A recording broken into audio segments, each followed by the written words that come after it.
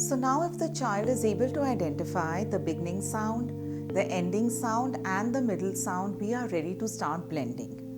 I have a worksheet over here which we use for blending. This is the column where you have all the beginning sounds. Here are the vowels or the middle sounds, and here are the ending sounds. Bat. What is the first sound you hear when I say the word bat? B. The child is asked to write B.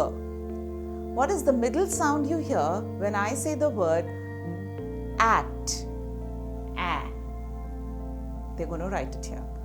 And what is the last sound you hear when I say the word bat? And they write it here. B, A, T. Bat. They can write bat again like one word on this line. So this is a very interesting worksheet where we use the beginning sound, the middle sound and the ending sound, and we blend it.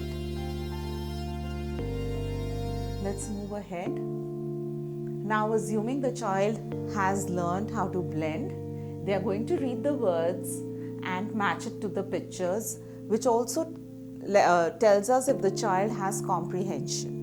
They understand the word and they're able to match it to the picture. Okay.